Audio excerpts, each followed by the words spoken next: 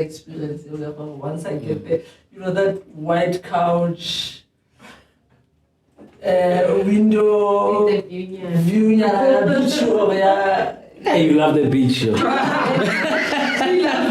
love the beach. Restating. Yeah. There's one thing about switching from starting officially. It gives that seriousness. So I'm gonna make sure I don't get too much serious.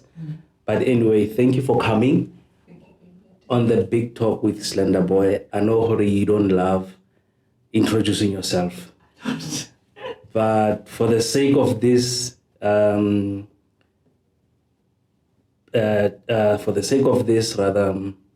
episode, you're gonna have to do it yourself, because I think your profile it's quite vast. You've got different backgrounds when it comes to your profile. Maybe you can just go right ahead about it. Okay, thank you so much. So my name is Nare. From Maretsane. Maretsane go kae? It's about 70 km from Mafikeng. So Oh, okay. So yeah. they say. Okay. Yeah. Okay, I'm a mom of two. I love saying that. Yeah, I'm a mom of two beautiful daughters.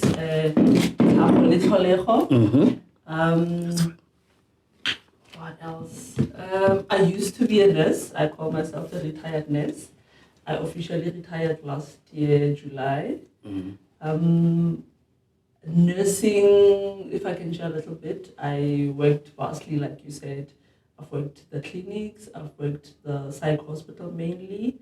I've taught at the university, both University of Pretoria and Northwest University. I've worked at the provincial office as the Assistant Director Mental Health for the Northwest Province. I've also worked at JST, and then I've also worked private sectors, like I went all the way to Bloemfontein, I've worked in Klerksdorp. And the reason why I decided to retire was because I felt like I've already, experienced and explored nursing, and it still felt like a blur, when you've reached that ceiling, but you still feel like, I think there can be more. And that's where now Fun Employment started. Okay. With Fun Employment, I'm the founder and the executive of SOFA. SOFA is the School of Primal Healing Arts. And then it has the umbrella, the Genie Coach. Yeah, so SOFA usually is, SOFA is a coaching business where I coach kids between 4 years and 10 years. And then we use play therapy mainly as a modality, but then I specialized in psychiatric nursing. So I also bring in, the psych aspects of it to make it holistic. The main focus would be your social aspect, your psychological aspect, your mental aspect. Dealing with the between 4 and 10 years. 10 years. Yes. So what I like about what I do is the kids are having fun and playing, but I get to have a lot of information and I get to help them heal through playing. So I don't follow the normal medical model of you need to sit down. So if a child needs to be answering me while doing headstand, we still allow that, because I feel like we are so obsessed with sameness, but at the same time we're saying we are a rainbow nation, we are unique, but then we want things to always be done in the same way. So this is where I come in and challenge that status quo. Maybe just to get deep into what you do, what's the name of the school? SOFA. SOFA. That's the short name, yes. That's okay. Maybe just to get deep into what do you do exactly in terms of the program the itself, programs, what the business offers, the services. Okay, the one that is my favorite, we call them the Genie Picnics. We had one just this Saturday, the past Saturday. So we have a 4-hour session where we go out with kids.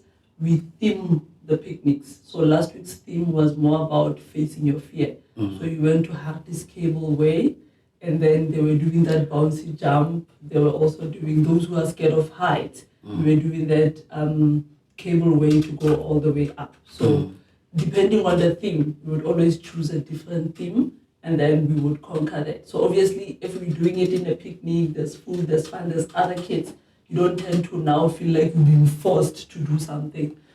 Okay. I'm fascinated by the fact that from the profession that you were in before to what you are doing now, when do you discover the what you want to do?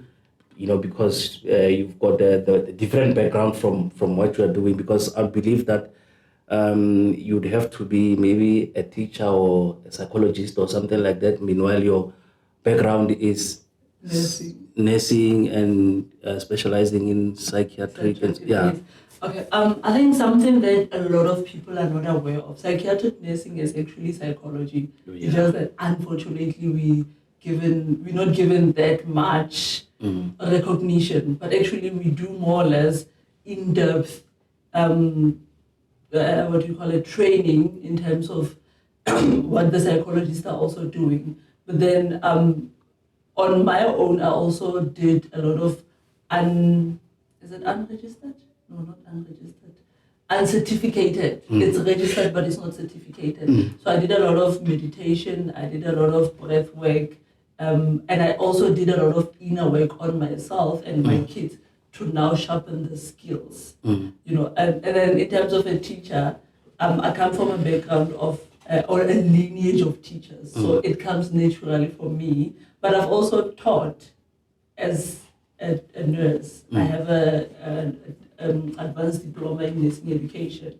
So also that, I think it also somehow comes in. But I've always loved teaching. I mean, when my mom and my aunt always say, they say when I was like as early as 3 years, I used to teach stones and cats. You know, Okay. I've always had that bone of teaching. Maybe take us to how do you, let's say on a normal day, on your programs, what happens, and then at SOFA, is it something that happens throughout? Is it a full-time school or it's a program that is running? I just need to get a sort of like an idea for what is happening for someone who doesn't understand that, okay, you're running this. Is it something like a program or it's a full-time thing that is happening like your normal school? No, it's actually not. I don't want to say normal school. Yeah, but for You're lack of gonna a get better the way, permit, yeah. yes. So it's not a registered school with a curriculum. Oh. It's more of your program, so your psychological program. So it runs every second Saturday, and then we also make it flexible. So we don't only do it in Harties. We also do it in Rustenburg, we do it in Centurion, we do it in Four Ways. The next one on the 6th of May will be in Alberton. The one before the Hartebeers one was in Porch. Then we have the other one in Klerksdorp. So we're always moving. I don't have a child yet, but I would like to know for someone who want to bring their child, what will their child benefiting from bringing them to the program that you, yeah. Well, what is happening? Maybe just take us through a normal day, let's say on the next camp or campaign camp rather. What is happening? What are some of the activities that you guys maybe plan ahead to? This is what we are going to do, and what are some of the benefits that comes with those activities for these children between the age of 4 and 10? Okay. And why 4 and 10? Yes, actually, I wanted to say, let me start with why 4 and 10.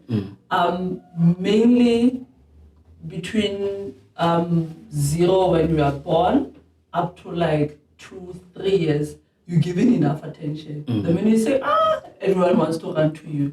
And then when you turn 12, 13, because you're a teenager, people tend to give you more attention because now you are moody, so they want to, you are finding your identity, so they feel like you are neglecting them. So this is the neglected gap, because most of the 4-year-olds, just like most of them have their siblings, so you'll be like, look at your sister, no, share with your sister. So we're always giving them too much responsibility that actually becomes too hard on them. So I've realized that there's a gap usually of us giving more attention to the 4 years and the 10 years. And that's where now they struggle the most, because that's where they go to school, they go through a lot of changes. they go through identity, they have to now learn how to socialize. But at the same time, we feel like they are old enough, in terms of parenting. Okay. Yeah. And then what usually happens is, okay, let me do the Alberton one. We'll be doing self-care. Now, research has... But do you think for these children, I think they're able to just grasp whatever that you guys are just... I was just checking self-actualization, spirituality, and what else? Okay, maybe let me track back. One thing for sure, kids before 10 years are more connected to source than we are. Spiritually? Yes. I'm talking about the spiritual aspect. They actually know a lot more and they feel a lot more. But what we do as parents is we tend to not believe them. And then the more we don't believe them and don't validate them, the more actually they end up now thinking whatever they were feeling, they were seeing, it's not true. And then they end up, we call it conditioning, Maybe when you talk about conditioning, maybe is it true that they always like to refer to the age of 7, from the age of 7 or something like that? When you grow up, you turn out to be who you are based on the... Definitely, yes. So that's where also why we focus in there. Because from 7, actually from 10, because we do give the 3-year gap or the 3-year grace. From 10, most of them, it's where Cat is like this, so I need to fit in, so I'm gonna smoke. Neo is modeling or gymming, so I'm gonna do that because I wanna fit in. But most of them, if you don't say to them no, if you don't say to them this is wrong, actually they tend to do what they feel. So one of the models that I'll even use is in terms of eating. There's this thing of force feeding kids. And the more you force feed a child, the more you are saying to them, override your system. Remember, we've got chakra system, we've got 7 chakras. And then if your gut says, I'm full, but your mom says, no, eat this last 2 teaspoons, your body is saying something, but your mom is saying the other. And because you see your mom as an authority, you trust your mom, you end up not listening to your gut and then listening to your mother. And then just before you interject, this is actually the danger when we've grown. Because I wanted to get there. I mean, what could be the possible damages of one not having gone through such programs as a child, and then when they grow up, I mean, what possible things could happen to their upbringing or their environment or how they see the world? Typical butterfly in the stomach example. Most of the time, we are conditioned that butterfly in the stomach means we are in love. So when you meet a guy and you get butterfly in your stomach, it means he's the one. And then 5 years later, this guy, jelly. It was like, but it was love at first sight, I had butterfly in the stomach. It's because your gut was saying, not kept. Anybody else but not him, because I know. But because we were taught to override. You don't know what your yes feels like and what your no feels like. I mean, how many of us, especially females, sleep with our partners because your body, your womb would be saying no. But because you are taught to say, just do it. That force feeding, it starts there. And then you can't, when you are 30, 40, 50, you override your own system because you've been taught to do that so long. I'm just thinking because some of the things are just too it's too deep for me to take in, because even at my age there are some of the things that I'm struggling with, and I'm thinking for a child as young as 4 to 10 years, how do they have the capability of just taking in whatever that you guys are teaching them? Maybe just 1 or 2 things that you consider maybe important, maybe for all the children that need to be exposed to with regard to the programs that you are doing. Because I was checking some of the things that you are doing. You've got Diketo and some of the philosophies that I don't understand. Maybe just get into some of the philosophies that you follow in terms of running these programs to these kids. Okay, the main one that is dear to my heart is that one of listening to your own body, and that's where you get to self-actualization. Because remember, actually, I was just thinking now. I went with my kids to Tin Roof. It's a nice restaurant with kids friendly, in Harties. And then while I was sitting and taking a video, something said to me, "Adulting done right," because to me, I've made it in life if I'm able to have my kids play, be happy while I'm also sitting there doing some of the work because I was busy with software admin. But somebody else will be seeing that as a waste, because adulting means being with your child, doing homework with your child, So one of the philosophies is being able to know what is it that works for you. Because it's never a one size fits all. For you or for the child? For the child. But obviously, like for an individual, let me put it that way, what works for the individual. So what I teach them is consent. Number one, to say it doesn't matter. I'm not saying don't listen to the parents, but it doesn't matter what mommy or daddy says. First, how does it feel in your body? Because most of us as parents, we also parents from a space of fear. Get a smack.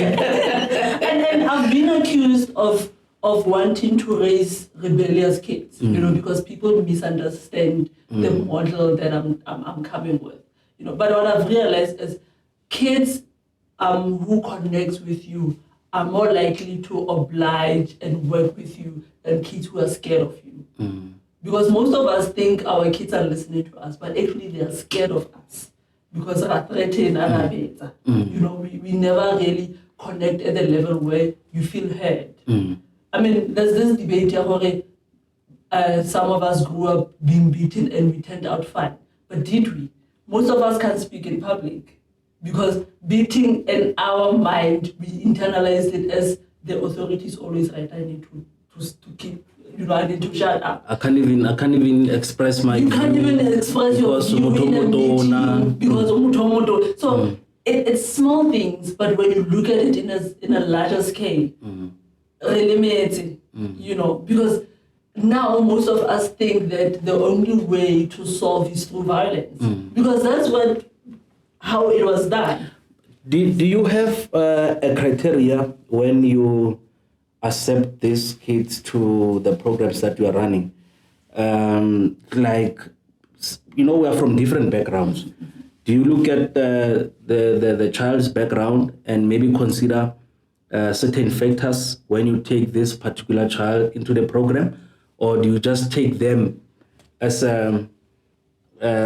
just accept them all at once? Or no, just come, let's do this program. Or do you just check some of the things that needs to be checked? Or okay, this one comes from this kind of a background.